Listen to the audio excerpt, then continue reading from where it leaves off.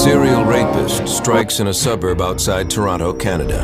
The nature of the beatings, what the victims had endured, clearly told us that we're dealing with a sexually sadistic offender. Years later, a serial killer brutally targets young girls in another Canadian town. It was gruesome. Who could kill a young teenage girl and dismember her body? Fear sweeps across southern Ontario.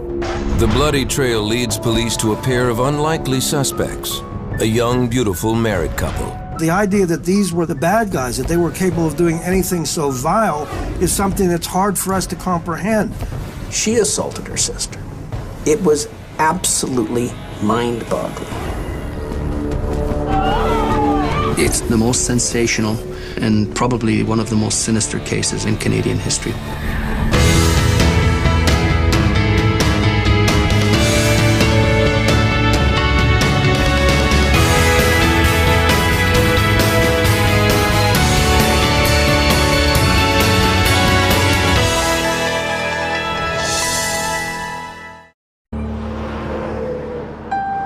Saturday, June 29, 1991, at a quiet recreational area near the town of St. Catharines in Ontario, Canada, some fishermen make a horrifying discovery. At one end of Lake Gibson, they notice several concrete blocks partially submerged in the water. They take a closer look and are shocked to find what appear to be pieces of human flesh protruding from the cracks. Niagara Regional Police search the murky waters for more clues. They find a total of 8 concrete blocks. Each contains body parts. We believe the party to be a female, young female. It could be between 14 to 24 years of age.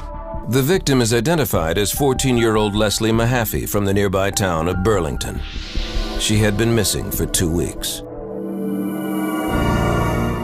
The same day her body is found, a young couple exchange wedding vows 16 miles away in the quaint town of Niagara-on-the-Lake. Their fairy tale wedding is complete with a horse-drawn carriage. At face value, it was a beautiful wedding, but if you talk to the friends and the relatives, everybody knew that it was just a big charade. 21-year-old Carla Homolka and 26-year-old Paul Bernardo appear to be the perfect couple, but friends and family suspect Paul has been unfaithful. What they don't know is far worse. April 16, 1992. Less than a year after Paul and Carla's wedding, 15-year-old Kristen French goes missing from her hometown of St. Catharines.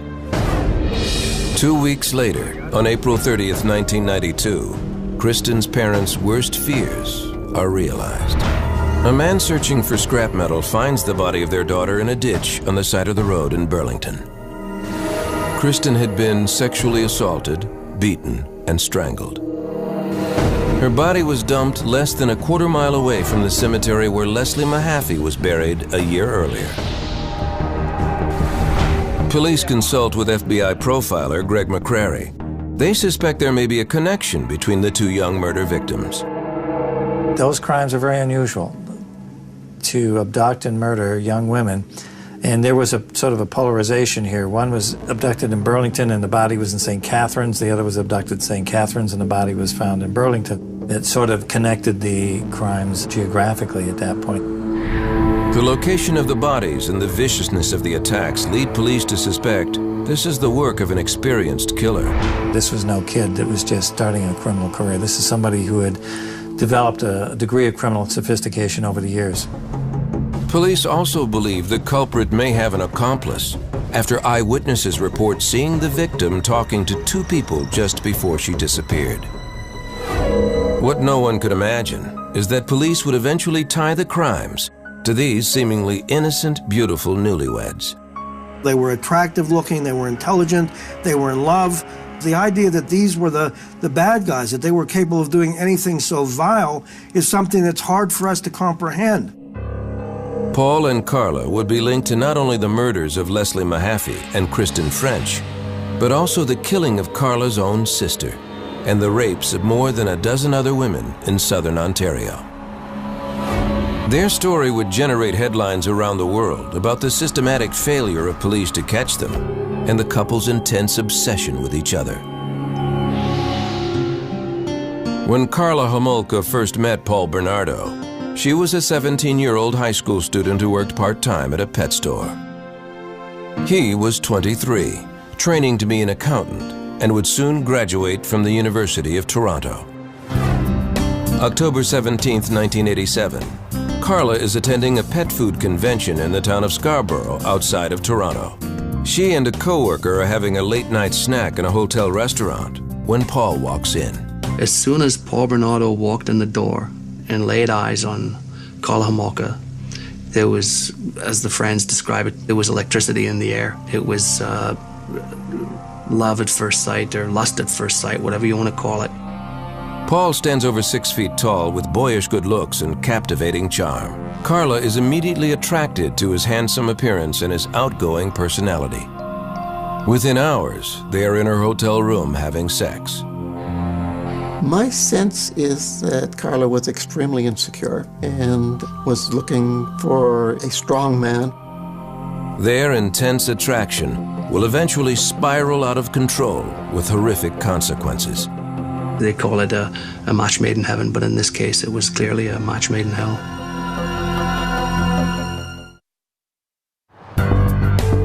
October 1987, when 17-year-old Carla Homolka first met Paul Bernardo in Scarborough, Ontario, it was lust at first sight.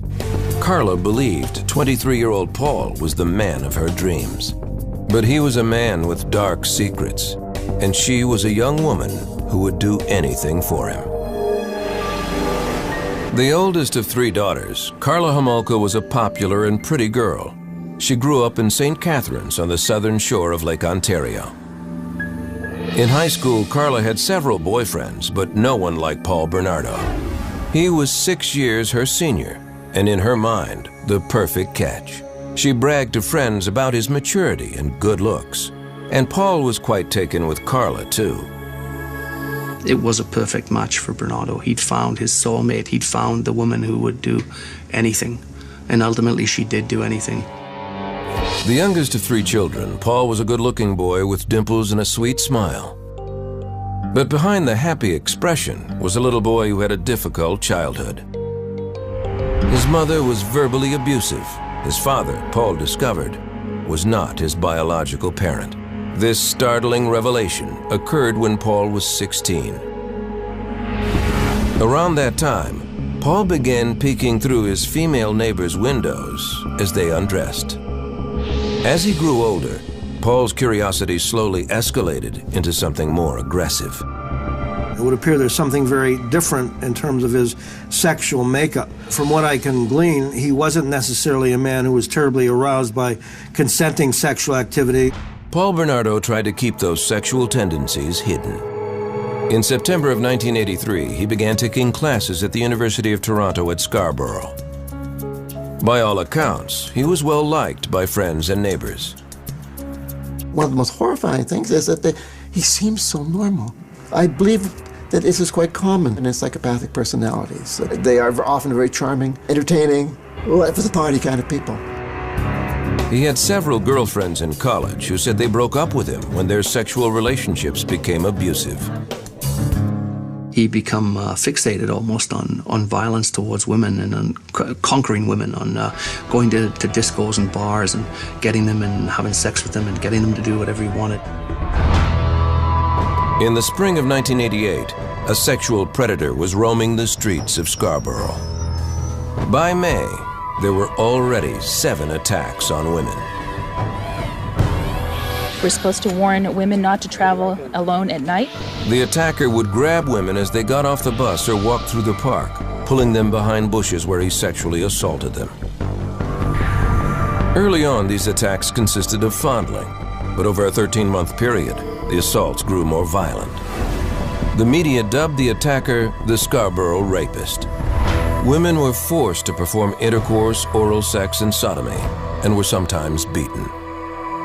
Everybody knew about the Scarborough Rapist. Everybody was on their guard, and it was a nightmare for many young women, and it was a real nightmare for the women who unfortunately happened to be pounced on by him. The Metropolitan Toronto Police Department took statements from the victims, but they couldn't get an accurate description. The women had been attacked from behind and didn't clearly see his face. All they could tell was that he was young and good-looking, with light-colored hair. Police found another common characteristic among the attacks. The attacker forced the victims to call themselves degrading names, such as slut. Nobody had a clue who the Scarborough rapist was. The Toronto police were working diligently on the case. They'd taken as many as, I believe, 100 DNA samples from potential suspects. In the fall of 1988, the Toronto police called an FBI profiler, Greg McCrary, to assist in the search for the Scarborough rapist. Over the next several months, McCrary analyzed police reports and was able to link 4 more attacks to the Scarborough rapist, bringing the number up to 11. This was a very dangerous subtype of rapist. It was very anger-based, perhaps even sadistic in nature. They're rare, but they're very, very dangerous offenders. McCrary's concerns grew as the assaults became more serious. Not only were these women being brutalized, but we felt we're on the verge of perhaps this thing moving over the line into homicide, and that's what had everybody's attention. When one sees a serial rapist, there is a high probability that they're being driven by a sexual drive that's been misdirected, and that they are going to continue to be driven in that fashion unless we intervene through catching them. Special Agent McCrary developed a description of someone he thought police should be looking for.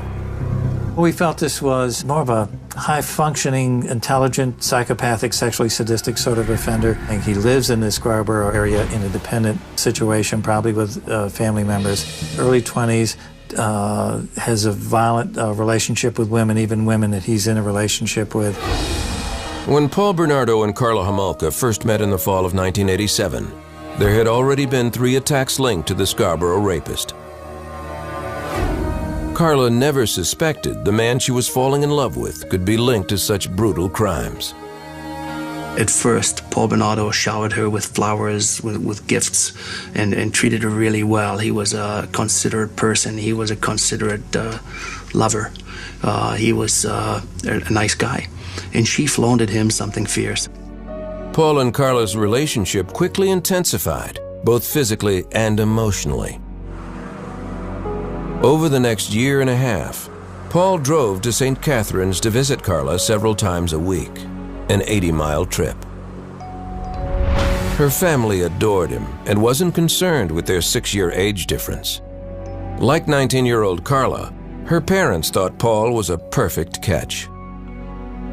In the spring of 1989, Carla graduated from high school. By the fall of that year, Carla was telling friends that Paul had been verbally abusing her, but she was always quick to forgive him. That December, Paul and Carla took a romantic trip to Niagara Falls. There, he asked her to marry him. She eagerly accepted. To her parents, he seemed like an excellent choice for a husband. He was good looking. He had ambitions to be a rap singer. He'd been trained as an accountant, had a degree from the University of Toronto. Certainly he had all the credentials to be a dream son-in-law. They set a wedding date for the spring of 1991. May 29, 1990, police released a composite sketch of the Scarborough rapist to the media. The composite sketch came out about the time we were doing the profile. One of the victims got a pretty good look. When the sketch was released, friends of Paul Bernardo were stunned by what they saw. Paul Bernardo's best friends had in fact contacted Toronto police and said this artist's concept is a ringer for Paul Bernardo.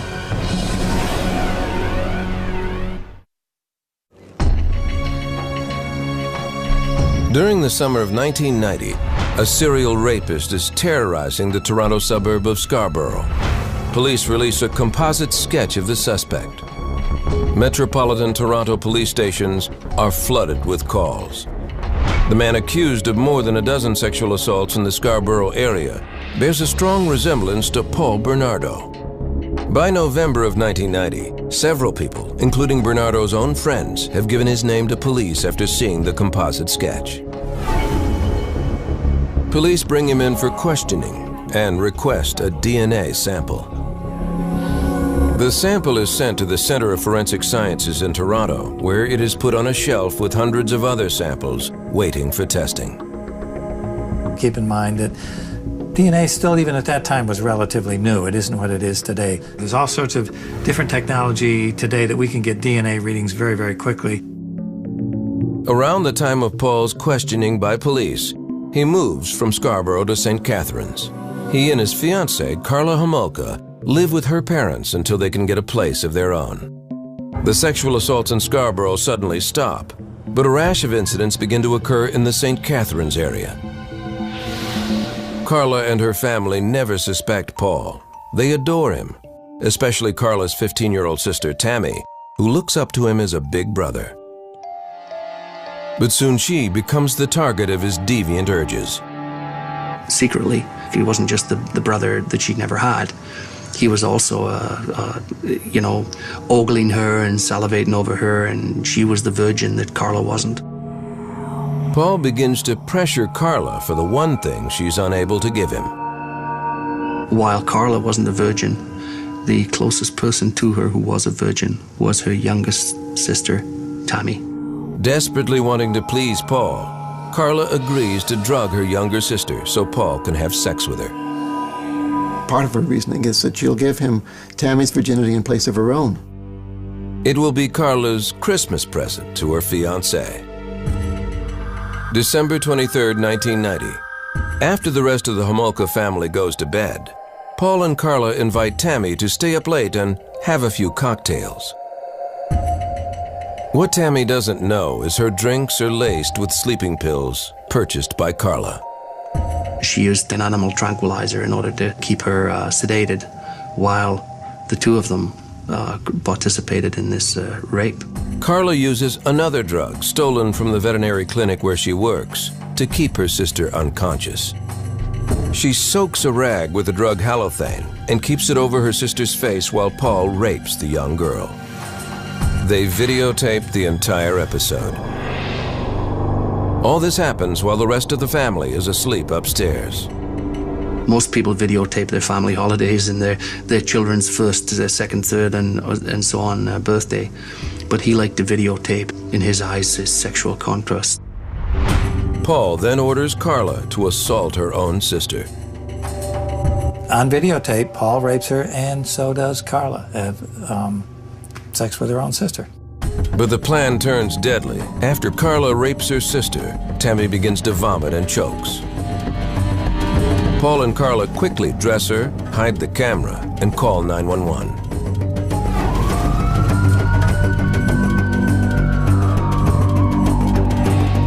When paramedics arrive, the couple says they had tried to revive Tammy after she passed out from drinking. Tammy is taken to the hospital, where in the early hours of Christmas Eve, she is pronounced dead. It never crossed anybody's mind that her own sister had participated in the killing. Although doctors find a mysterious burn mark on Tammy's face, where Karla held the halothane-soaked rag, they conclude that she died of natural causes. Paul and Karla claim the mark as a rug burn caused by their attempt to revive Tammy. Karla's parents view the death of their youngest child as a tragic accident, something that could happen to any teenager. Everybody kind of took it at face value, so to speak, and wow, accidental death. Kids do drugs, kids drink. How unfortunate, how tragic.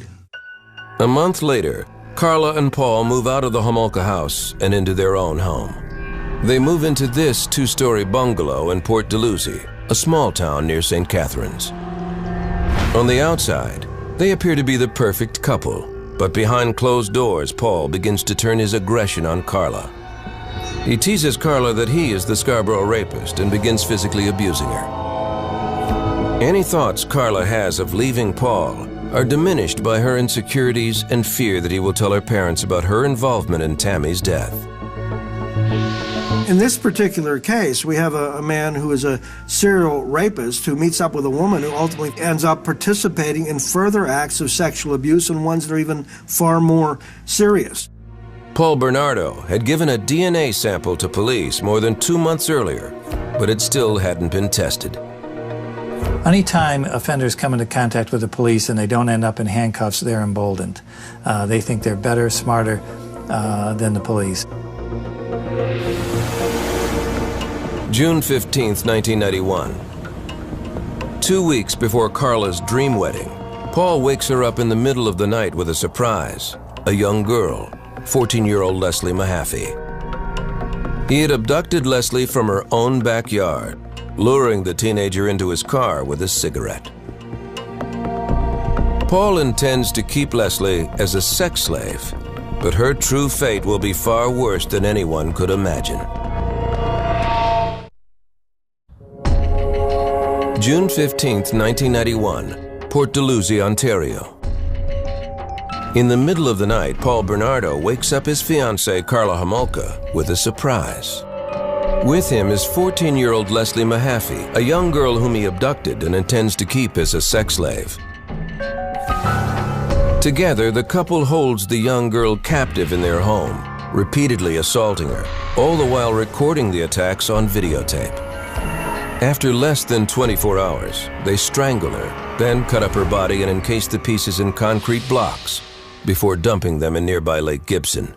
It is 2 weeks before their wedding.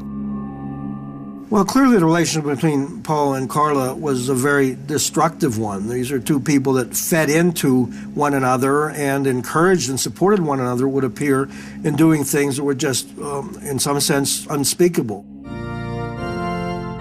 On June 29, 1991, Paul Bernardo and Karla Homolka exchange wedding vows before more than 100 friends and family members. On the same day as their fairy tale wedding, fishermen discover the dismembered body of 14-year-old Leslie Mahaffey, encased in concrete blocks. The details of the young girl's murder send shockwaves through the region. It was gruesome. I mean, when you imagine not only who could kill a young teenage girl, but who could dismember her body, dispose of it in such an ugly and heinous way. There was this massive veil of fear right across southern Ontario.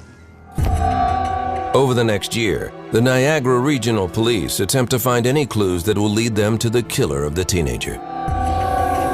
They call in FBI profiler Greg McCrary to assist with the search. McCrary had been asked to help with the Scarborough rapist case more than 2 years earlier. But he has no reason to think those rapes are connected to the murder of Leslie Mahaffey. Toronto police also don't make the connection to the rash of incidents in St. Catharines, so that information is not brought to McCrary's attention. I wish I had made that connection. I had no idea there were other rapes going on up there at the time either. Had I known that, I don't know, maybe that would have clicked for me.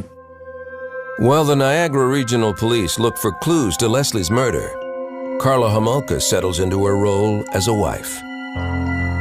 But she finds that marriage has not quenched her new husband's thirst for virgins. In fact, Paul's deviant sexual demands escalate. After they were married, Paul demanded that Karla get some of her sister Tammy's best friends around to the house because he wanted to drug them in the same way that they drugged Tammy. Over the next year, Karla entices several young girls into their home. The newlyweds drug and sexually assault the girls.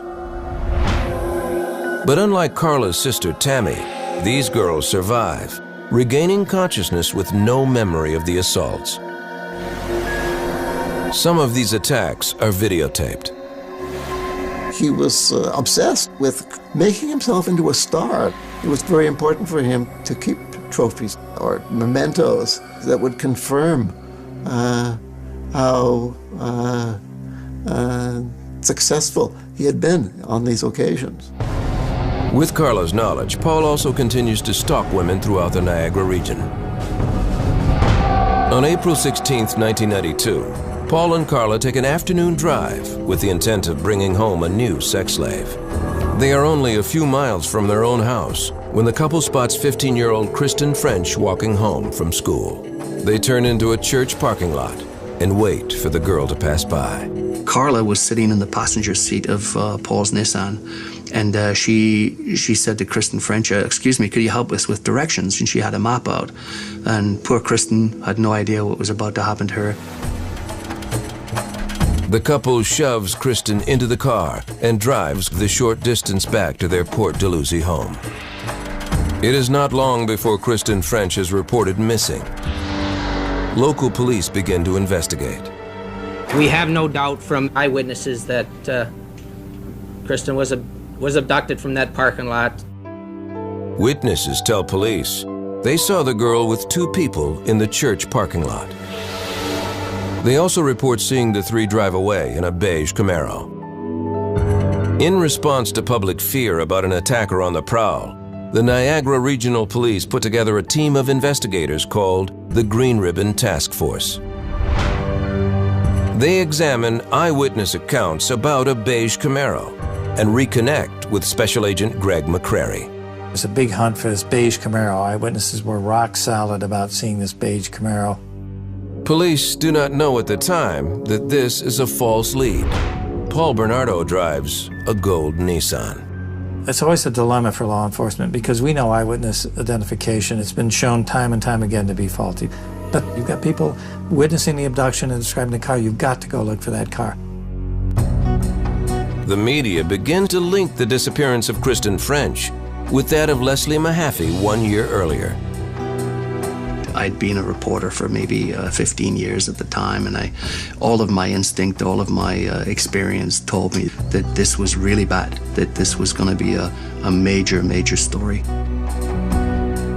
Kristen's father appears at a press conference, offering hopeful words to his only daughter, should she be watching. We want to know that we are thinking of you and that everything can be done is being done. And we'll get you back real quick. Greg McCrary develops a profile of the suspect. I described him as being a white male in his late 20s, probably with a history of sexually violent crimes, a history of domestic violence. He would beat his domestic partners. Based on eyewitness reports that there were two offenders, McCrary hopes that maybe he can get through to one of them. If we can drive a wedge in between them, there's likely to be a falling out, and we would like to very much be able to facilitate that. Paul and Carla keep Kristen French for several days, raping, sodomizing, and beating her. They videotape the assault to add to their collection. Finally, they strangle her.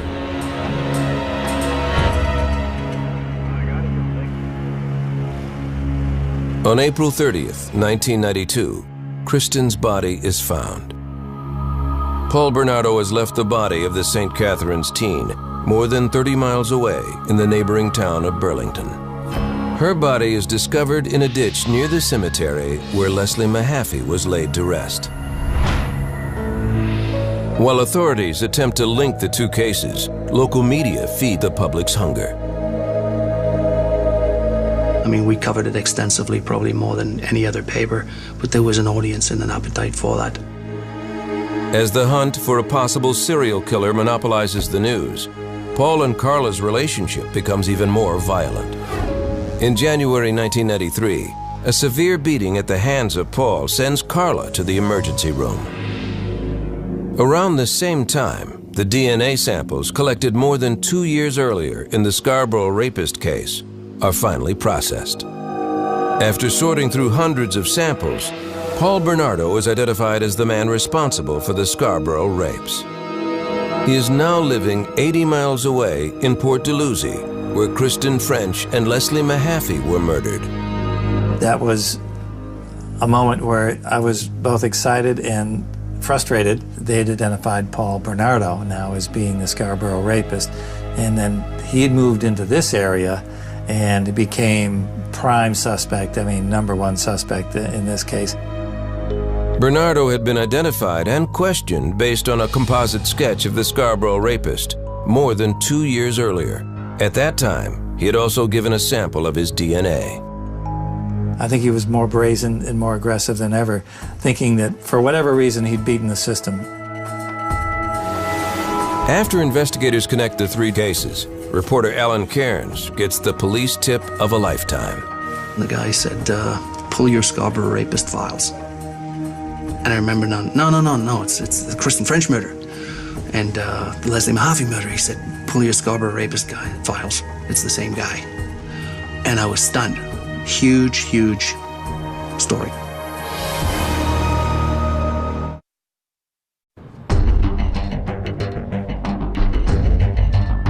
January 1993, Port Dalhousie, Ontario. Paul Bernardo and Carla Homolka get into a violent fight, landing her in the hospital with severe injuries.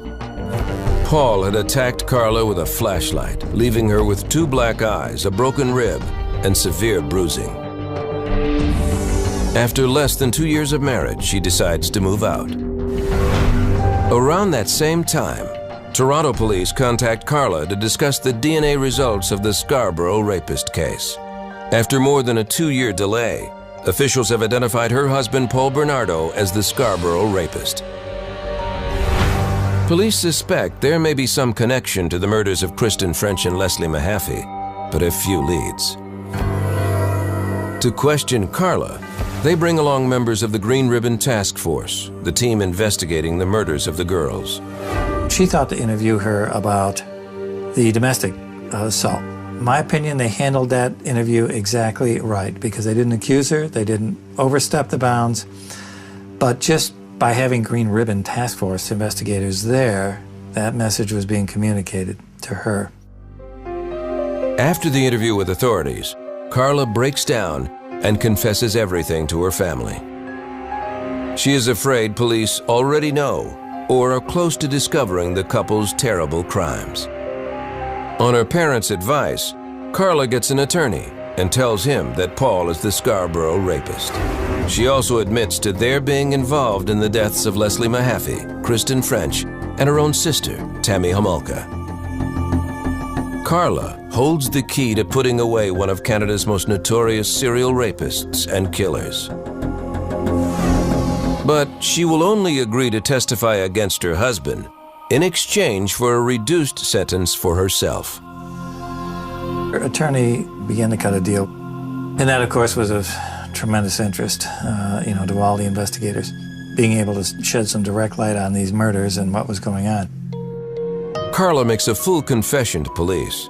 She confirms that Paul is the Scarborough rapist, then places complete blame on him for the deaths of all 3 girls. She says that Paul forced her to be a part of the attacks against her will. Carla also tells them that all the physical proof they need is in the couple's house, on video. When it came together, it was the aha moment. It's the, it makes perfect sense now. That you could see that escalation, the escalation that we dreaded early on in the Scarborough rapes. Word quickly spreads that there's been a break in 3 of Canada's biggest unsolved criminal cases: the Scarborough rapist and the murders of Kristen French and Leslie Mahaffey. Police know they have to move fast before Paul Bernardo tries to make a run for it. February 17, 1993, police arrest Paul Bernardo. Investigators begin searching his Port Dalhousie home. I will confirm for you this morning that we have obtained the search warrant. We entered the premise and began our work. During a 71-day search, police cannot find the videotapes, which Carla claims show the attacks on Leslie, Kristen, and Tammy. Carla's word is all prosecutors have to go on if they want to move forward and press charges against Paul Bernardo. Given her extensive knowledge of the crimes and her willingness to testify, Carla's attorney is able to arrange a plea agreement with prosecutors. They made a deal with Carla Homolka because they had no choice. They did not have direct evidence linking Paul Bernardo to the murder victims. In exchange for her testimony against her husband, Carla receives a reduced sentence for her involvement in the murders. The deal is kept secret from the public. June 28, 1993. Carla appears in court to face the charges against her. Although reporters are allowed in the courtroom, they are only allowed to report on the charges and a sentence. This restriction is uncommon in Canadian courts and frustrates many reporters. The publication ban actually spurred the media to write even more about what they didn't know, to write even more about their unanswered questions, and to stir up public indignation about the public right to know being denied. It suddenly dawned on us how big this case was and how brutal and how awful and how psychologically twisted this case was. In court, Carla's attorney portrays her as an abused wife forced to participate in her husband's criminal activities. Carla is convicted on manslaughter charges stemming from her involvement in the murders of Kristen French and Leslie Mahaffey. She receives 2 12-year sentences. The terms are to be served concurrently. She had received what everybody thought was described as the deal of the century. What she had participated in, though, was not generally known publicly. The light sentence causes widespread speculation about a secret plea agreement. Since her plea was not allowed to be publicized, it was inferred that it must have been a guilty plea. According to the government, the plea agreement and the full facts of the case are being kept secret to ensure a fair trial for Paul Bernardo. The public is divided about being left in the dark. Hear no justice, see no justice, speak no justice. The law's an ass. All we need to know is that justice is served. We don't need to know what the girls went through. Karla Homolka is sent to Kingston Prison for Women. In August of 1993, while in prison, Karla files for divorce. The next time she will see Paul is in court, testifying against him. It is then that the full shocking details of the couple's crimes will be made public. The interest in this case was not sparked so much by the brutality of the murders. It was essentially fed by disbelief that such an attractive man and such a beautiful young girl could team up and be involved in something so bad. I mean, the Americans coined them Ken and Barbie, and you know, there was something to be said about that. Ken and Barbie's darkest secrets will soon be revealed when the couple's missing videotapes finally surface.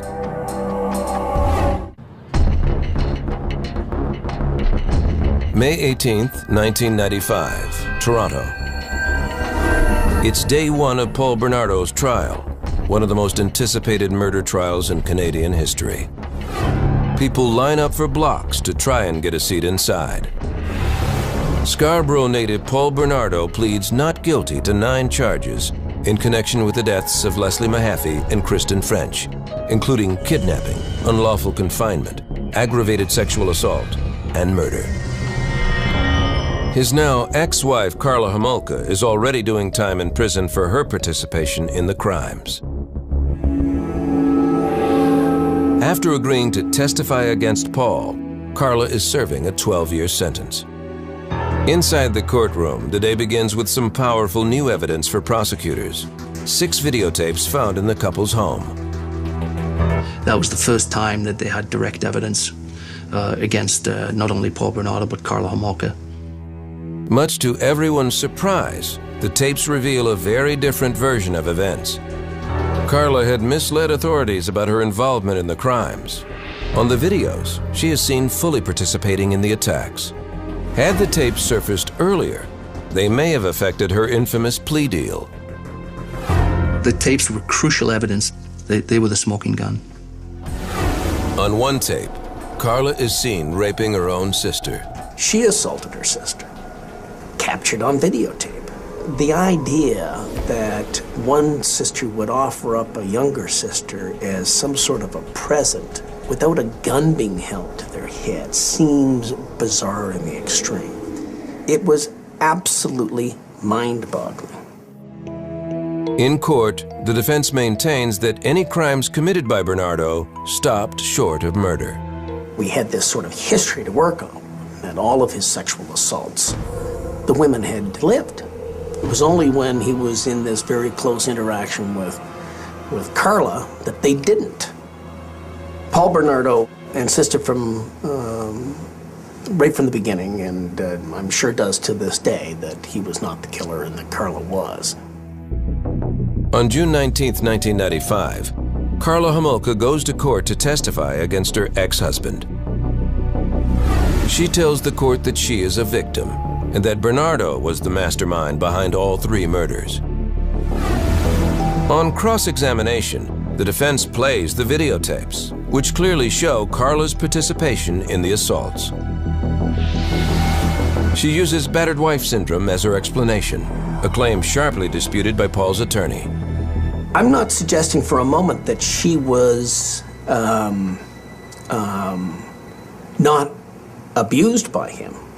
What I'm saying is that she could not be classified as a person suffering from a battered spouse syndrome. I think in battered spouse syndrome that we're talking about people having tremendous psychological abuse. As I see it, she was more of an accomplice in these horrible crimes than a victim of these crimes. Paul Bernardo's trial lasts nearly 4 months. In an effort to spare the families more grief, the judge allows the jury to see the graphic videotapes, while the public is allowed to hear only the audio portions. Professionally speaking, I was disappointed that we didn't see the tapes. Personally speaking, I'm glad we didn't see the tapes. The audio reveals Paul Bernardo's modus operandi, as used in the Scarborough rape case. He got them to repeat over and over and over again that they'll do anything he wanted, that he's the king. After hearing the testimony of 86 witnesses, the jury of 8 men and 4 women deliberates for 8 hours before reaching their verdict. September 1st, 1995. 31-year-old Paul Bernardo is found guilty of all 9 charges against him, including 2 counts of first-degree murder for killing 15-year-old Kristen French and 14-year-old Leslie Mahaffey. The parents of both girls are pleased that Paul Bernardo is behind bars, but their nightmare isn't over. Only the trial is over. Leslie is still not coming home.